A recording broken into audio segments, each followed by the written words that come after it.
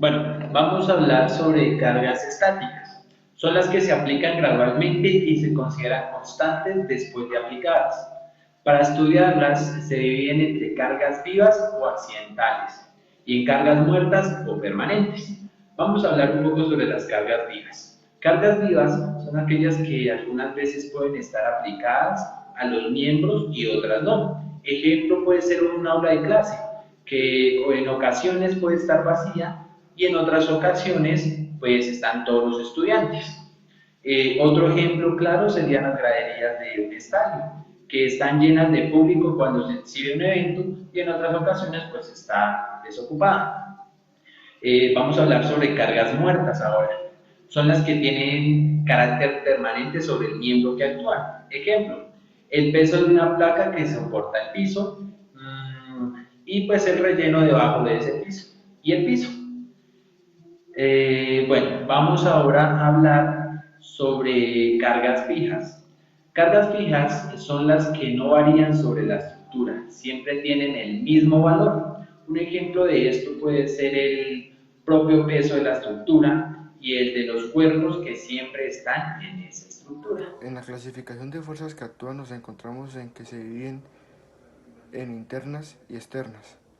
Asimismo, tiene una clasificación según su criterio, y es ahí cuando nos encontramos con la permanencia, y esta se divide en momentánea, el cual un claro ejemplo de lo que sucede en este criterio de fuerza es cuando un vehículo de tres ejes pasa sobre un puente.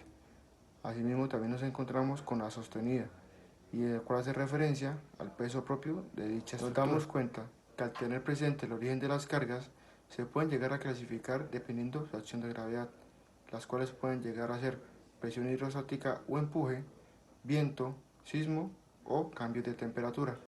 También nos damos cuenta que las cargas gravitacionales se subdividen en cargas muertas, las cuales incluyen los pesos propios de la estructura. Un ejemplo que pueden llegar a ser son las escaleras, las cubiertas, los pisos, los muros, cielos rasos y equipos fijos. Generalmente son todas aquellas cargas gravitacionales que no son causadas por la ocupación. Asimismo, las cargas vivas hacen referencia a cargas gravitacionales de ocupación, bien sean movibles o móviles. Generalmente se convierten para el diseñador en gran incertidumbre. Otro de los criterios de clasificación de las fuerzas que actúan en una estructura es el de extensión de la zona de aplicación y este tiene otras subdivisiones. La primera es la carga puntual o concentrada. Esta está representada por una carga P en un solo punto de la viga. Como se puede observar en la figura, que la carga se encuentra a la mitad de la longitud de la viga.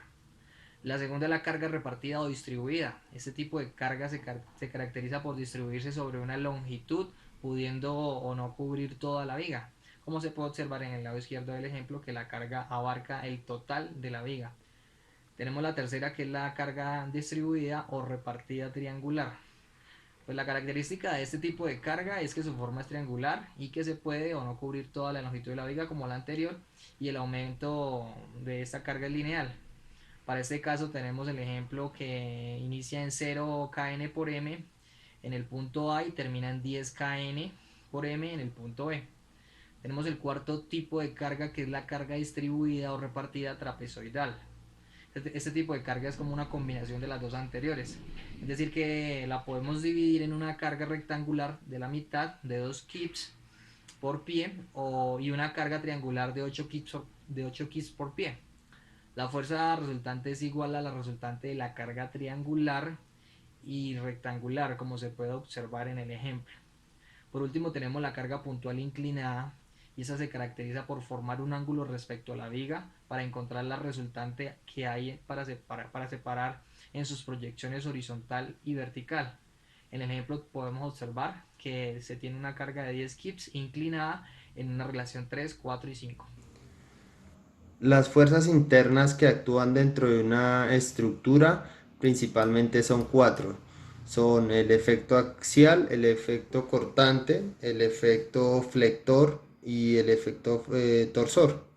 Dentro de la primera, que es la fuerza axial, es la que actúa directamente sobre el centro de un objeto en la dirección del eje longitudinal.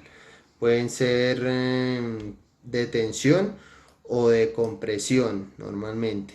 La fuerza cortante es la suma algebraica de todas las fuerzas externas perpendiculares a la del eje de la viga o el elemento estructural, que actúan a un lado de la sección considerada.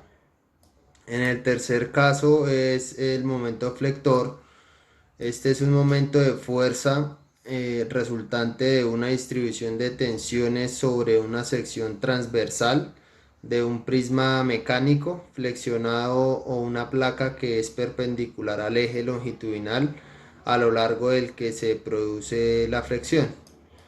Y el último, que es el efecto torsor, son fuerzas normales al eje pero fuera de un plano final. Estas producen una torsión. Entre las cargas externas también se pueden clasificar las cargas según el lugar de aplicación y dirección que lleve cada una de estas en los diferentes elementos. Es decir, en el elemento prismático, cuando la lineación de una carga pasa por los centroides de todas las secciones, la carga se denomina axial.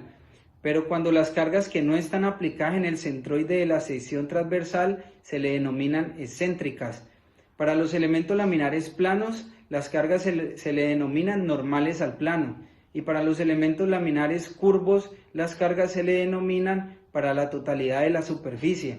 Esto es muy importante para el diseño de la estructura, ya que dependiendo dónde vaya la ubicación de las cargas, debe ir el apoyo de la estructura, es decir, para el soporte de estas cargas.